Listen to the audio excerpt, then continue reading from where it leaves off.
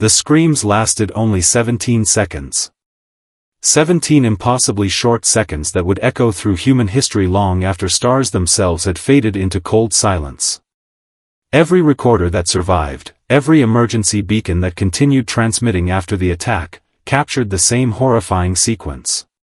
First came the joyful voices of children marveling at the endless beauty outside their observation windows as the peace convoy crossed the brilliant blue currents of the Orion transit corridor. They laughed as unfamiliar constellations drifted past, waving tiny hands at neighboring ships carrying young students from dozens of allied worlds. Then the lights flickered. A warning tone pierced the calm. Unknown warships emerged from folded space without broadcasting identification, their black hulls swallowing the light of nearby stars as though darkness itself had learned to hunt. The first energy lance struck before anyone could ask why. The convoy had carried no soldiers. No weapons. No hidden military escorts. Only children, teachers, doctors, and ambassadors participating in what the Galactic Assembly had proudly called the Festival of Tomorrow, a celebration meant to prove that the youngest civilizations could live together without fear. It was supposed to be a symbol of hope. Instead, it became the most carefully recorded massacre in galactic history. Across human space, billions watched the disaster unfold in real time. Emergency broadcasts interrupted classrooms on Mars, orbital factories circling Saturn, research stations hidden within the icy caverns of Europa, and quiet homes beneath Earth's evening sky. Families froze as impossible images flooded every public network. Smoke drifted through shattered corridors where children's drawings still floated weightlessly in the failing gravity. Tiny shoes spun slowly through clouds of crystallized oxygen. A teacher's trembling voice continued counting attendance even after the atmosphere had begun escaping into space, refusing to abandon her students until the transmission dissolved into static. Somewhere in the background, a child whispered, "Mom, it's getting cold." Then nothing. Only silence. The silence spread faster than panic. For a long moment, no one moved. No one spoke. Humanity simply stared. Parents held their own children tighter without realizing it. Soldiers who had survived decades of frontier conflicts lowered their eyes because they could not bear to watch another second. Medical personnel waiting for rescue coordinates already knew there would be almost no one left to save. Every heartbeat across Earth seemed synchronized by the same unbearable realization. This was not an accident. This was not piracy. This was not a misunderstanding waiting to be corrected by diplomacy. Someone had deliberately hunted children. Within minutes, statements began pouring in from the Galactic Assembly. Their polished representatives appeared before glowing chambers of alien delegates, their expressions calm, almost rehearsed. They called the massacre an unfortunate necessity. They claimed intelligence reports had suggested the convoy concealed dangerous biological weapons. They insisted the operation had prevented a future threat to galactic stability. Their words were measured. Clinical. Detached. Not one apology was spoken. Not one moment of mourning was observed. Far beyond the reach of those speeches, beneath Earth's quiet night, something invisible began to change. Grief settled over humanity like volcanic ash, heavy enough to suffocate yet too immense to escape through tears alone. Mothers stood beside dark windows without blinking. Fathers silently removed old military medals from forgotten drawers. Scientists abandoned unfinished experiments. Factory workers shut down assembly lines. Astronauts floating between planets stopped speaking over their radios. No orders were given. None were needed. For the first time since humanity reached the stars, an entire civilization shared one thought. The galaxy believed it had murdered the future.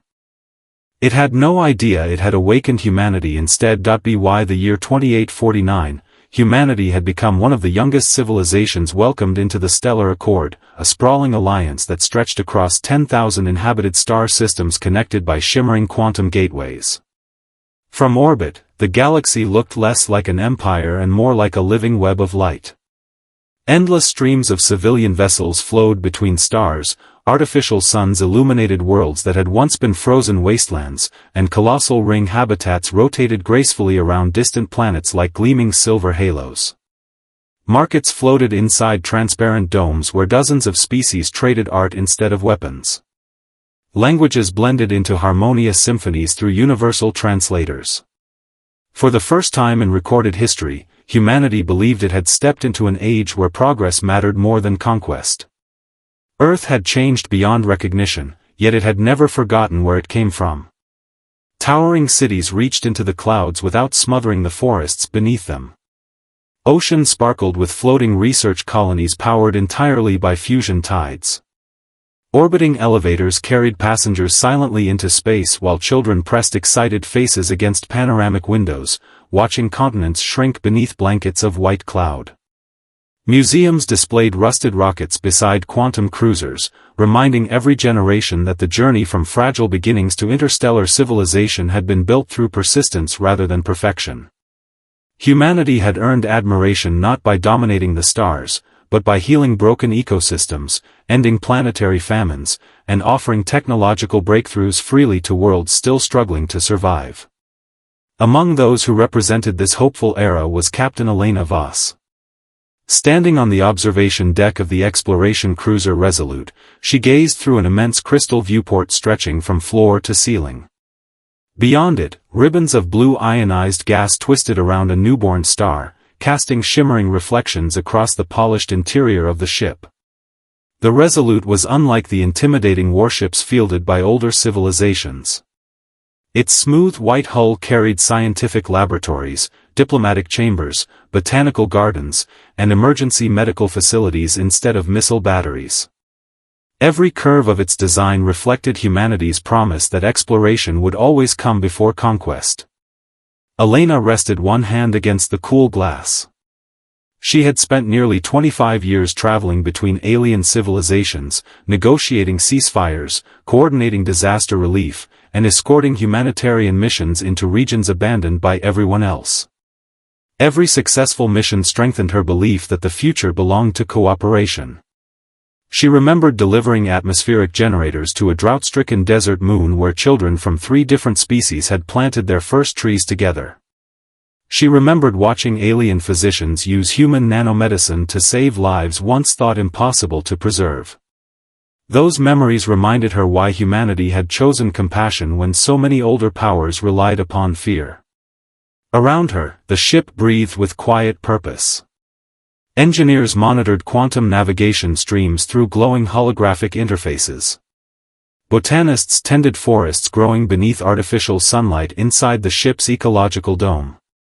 Young cadets hurried through bright corridors carrying data slates, laughing as though danger existed only in history lessons.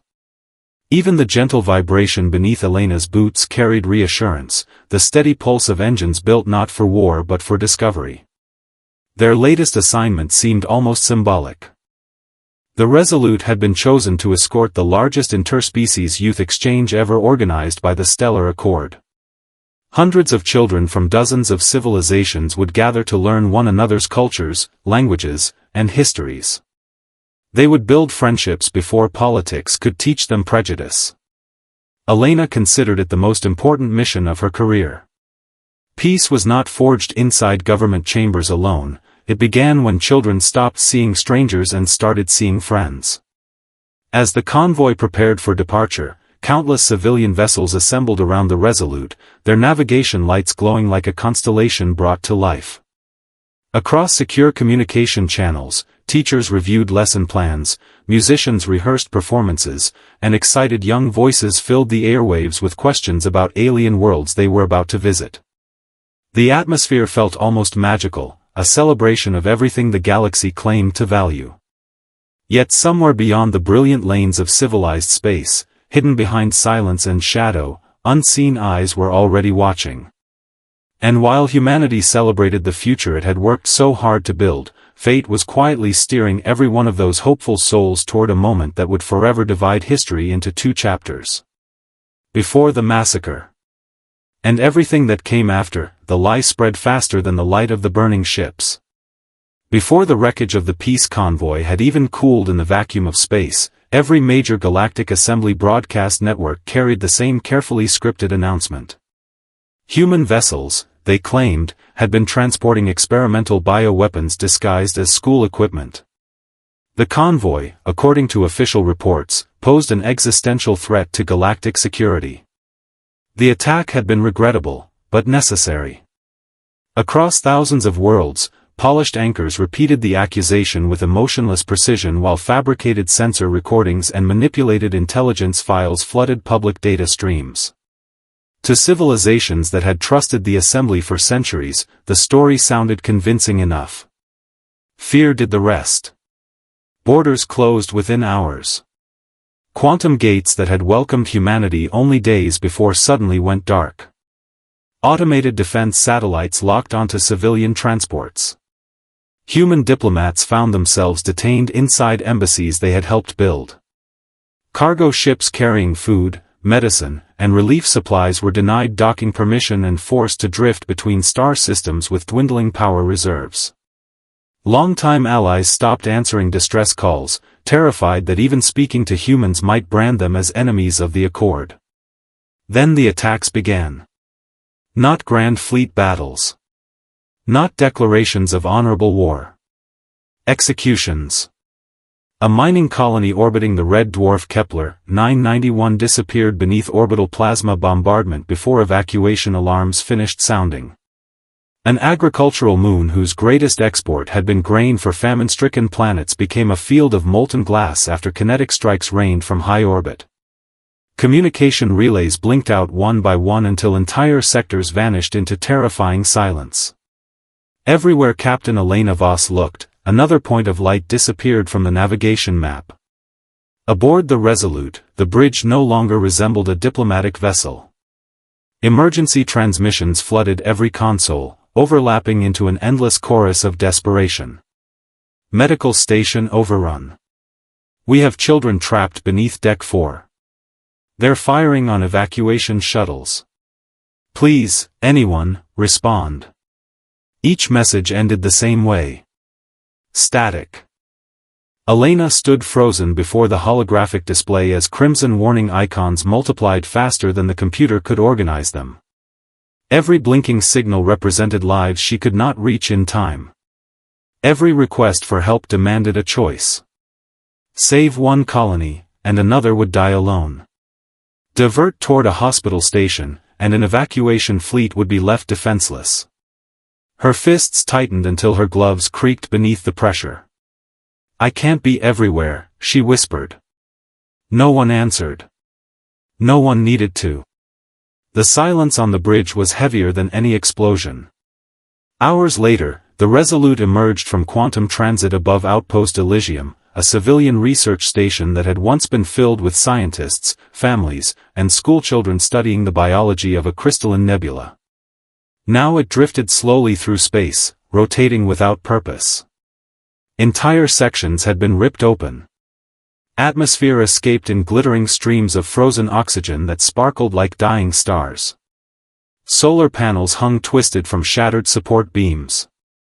Children's artwork, bright paintings of alien friends, paper stars, handwritten dreams, floated endlessly through the vacuum, slowly spinning between fragments of steel. The rescue teams moved carefully through the ruined corridors. Their boots echoed against scorched metal. Smoke clung stubbornly to the air despite failing life support systems. Emergency lights flashed crimson, illuminating overturned desks, abandoned toys, and silent classrooms where lessons had ended forever. Then they found survivors. A teacher sat against a collapsed bulkhead, clutching 3 frightened children beneath an emergency thermal blanket.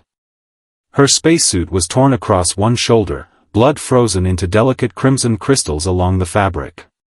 She smiled weakly as the rescue team approached. I told them. She whispered through trembling breaths. I told them someone would come. One of the children looked up at Elena with wide, exhausted eyes. Are we safe now? The question struck harder than any weapon ever could. Elena opened her mouth, searching for words that no longer existed. Because beyond the broken windows of Outpost Elysium, dozens of fresh distress signals had already begun appearing across the stars. Humanity was not witnessing isolated tragedies.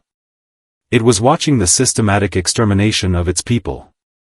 And deep beneath Earth's ancient mountains, hidden behind vault doors that had not opened for generations, machines older than Elena's career quietly awakened, answering a call humanity had prayed would never come. Deep beneath the Antarctic ice, where no satellite could penetrate and no alien sensor had ever mapped, a vault door the size of a mountain stirred for the first time in nearly 2 centuries. The sound was almost imperceptible. A low metallic groan. Then another. Kilometers of reinforced titanium and carbon lattice shifted apart with glacial slowness, releasing air that had remained sealed since humanity's earliest days among the stars. Ancient security lights flickered to life one after another, their pale glow stretching through endless corridors lined with silent machines. Dust, untouched for generations, drifted through the air like ghostly snow. Hidden beneath layers of classified history lay Project Prometheus, the greatest secret humanity had ever buried.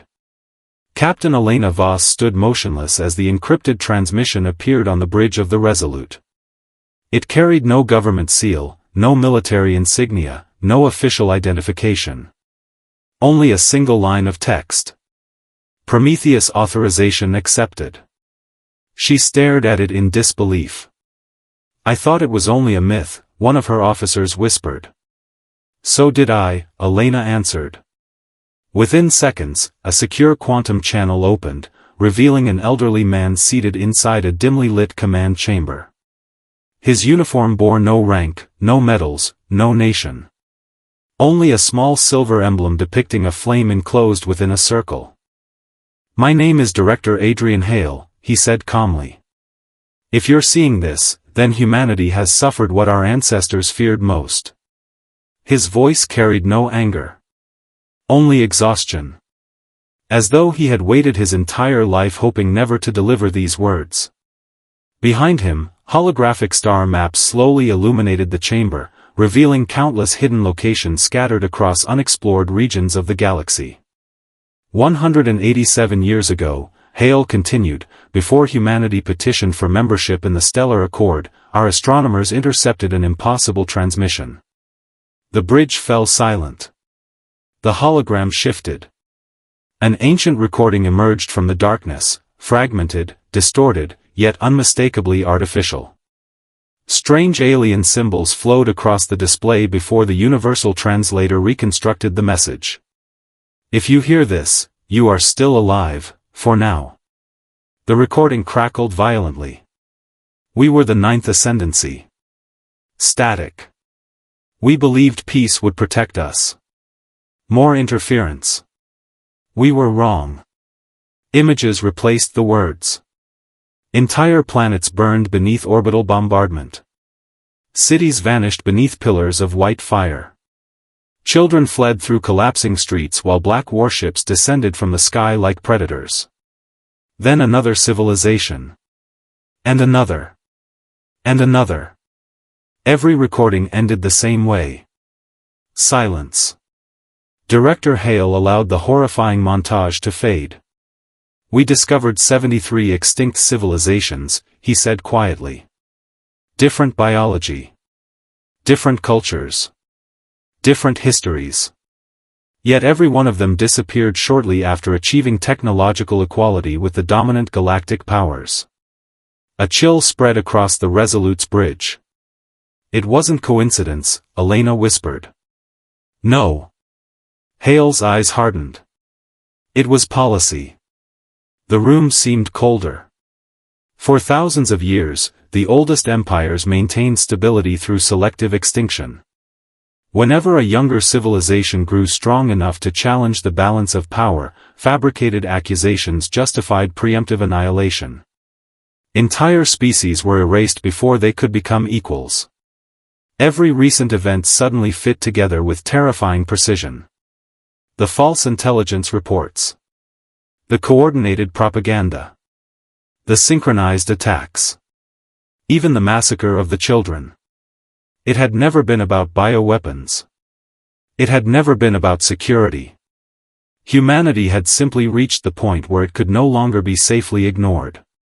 So Project Prometheus, Elena asked carefully, was never built for conquest. Hale's expression softened. It was built because we believed the warning. The holographic star map expanded. Hundreds of previously invisible systems appeared beyond the explored frontier. Hidden shipyards concealed inside rogue planets. Factories carved into wandering asteroids.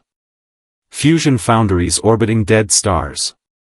Entire fleets sleeping beneath oceans of liquid methane on forgotten moons. None of them existed in any galactic database. For nearly 2 centuries, Hale explained, humanity publicly invested in hospitals, diplomacy, science, and exploration. He paused. Privately.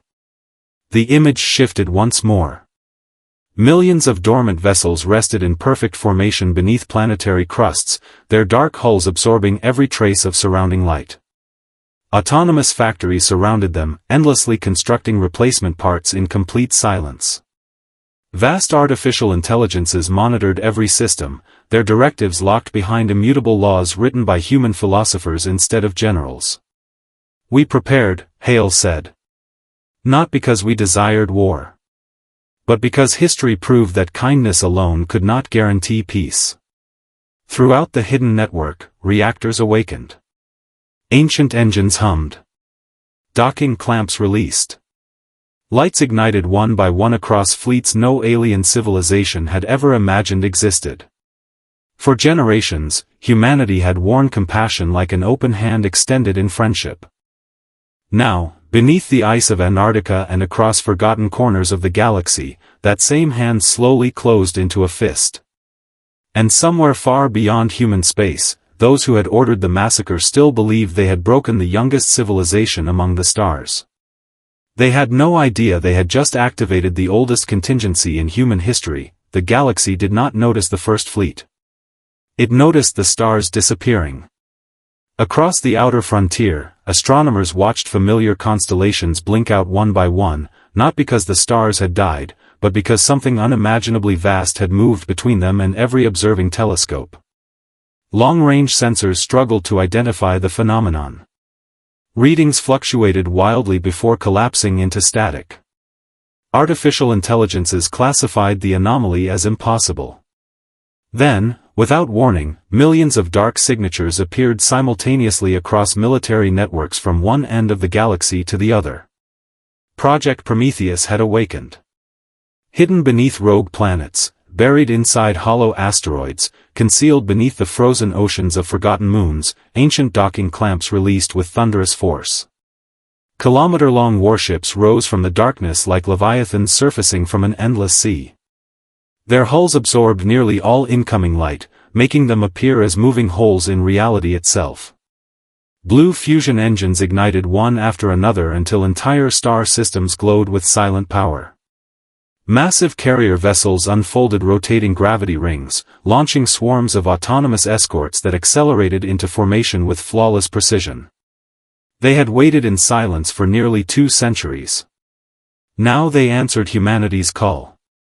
Aboard the Resolute, Captain Elena Voss stood at the center of the bridge, watching thousands of encrypted tactical icons bloom across the holographic star map. Every hidden fleet reported operational. Every command node synchronized within milliseconds. The impossible had become reality. Director Adrian Hale's voice echoed through the command channel. Operation Guardian begins now. Elena drew a slow breath. No retaliation against civilian populations, she ordered. No strikes against hospitals, evacuation corridors, or infrastructure required for survival. Her officers looked toward her. Some carried fresh scars from the massacres. Others had lost families. None questioned the command. We fight those responsible, Elena continued, her voice steady despite the grief burning beneath it. Not the innocent who were deceived. Across millions of human vessels, the same rules transmitted instantly. Humanity would wage war. But it would not become the monster it faced. The first engagement unfolded above the heavily fortified military world of Karen Prime. The Galactic Assembly had concentrated nearly a third of its defense fleets there, confident no surviving human force could threaten its strongest bastion. Orbital rail cannons rotated into firing positions. Carrier groups launched endless waves of interceptor craft. Planetary defense shields shimmered across the atmosphere like an artificial sunrise. Then the human fleet arrived. Not with triumphant fanfare. Not with roaring speeches. Only silence. Quantum displacement drives folded space itself, allowing thousands of Prometheus warships to emerge simultaneously within precise firing positions calculated months, perhaps decades, in advance. Before enemy targeting systems completed their first scan, human electronic warfare flooded military communications with overwhelming interference. Artificial intelligences predicted firing solutions seconds before enemy commanders issued their orders. Missile salvos intercepted one another before launch. Rail cannons fired into empty space where human ships had already vanished through microjumps measured in fractions of a heartbeat. The battle became less a contest of firepower than of inevitability. Every hostile command vessel lost contact. Every weapons platform was disabled. Every military headquarters fell dark. Yet civilian districts below remained untouched. Evacuation corridors stayed open. Medical stations continued receiving power. Alien commanders stared in disbelief as rescue ships bearing the human emblem entered combat zones, not to attack, but to evacuate wounded civilians trapped between collapsing military positions. "This makes no sense," one captured admiral whispered as human medics treated injured enemy personnel beside their own. "It does," Elena replied quietly. "You taught us what fear looks like. We're reminding you what civilization looks like." News spread faster than the battles themselves. World after world watched assembly propaganda collapse beneath undeniable reality. Civilian recordings showed human soldiers carrying alien children to safety. Human engineers restored damaged life support systems on worlds that had launched attacks only days earlier. Entire enemy crews surrendered voluntarily after realizing humanity's objective was justice rather than extermination. The greatest weapon Project Prometheus unleashed was not its fleets. It was the truth. One by one, military strongholds surrendered. Command bunkers opened. Generals who had ordered the massacre found themselves surrounded, not by execution squads, but by human officers carrying warrants compiled from millions of recovered recordings and verified war crimes. As the final assembly battle group powered down its weapons, a single transmission spread across every inhabited star system. It carried Captain Elena Voss's voice. Calm. Unshaken. Filled with every ounce of humanity the galaxy had mistaken for weakness. "You murdered our children believing grief would destroy us. It didn't. It reminded us who we are. We came not to erase your future, but to make certain you can never steal another child's again." And in that moment, every civilization in the galaxy finally understood the terrible mistake it had made. Humanity had never feared war.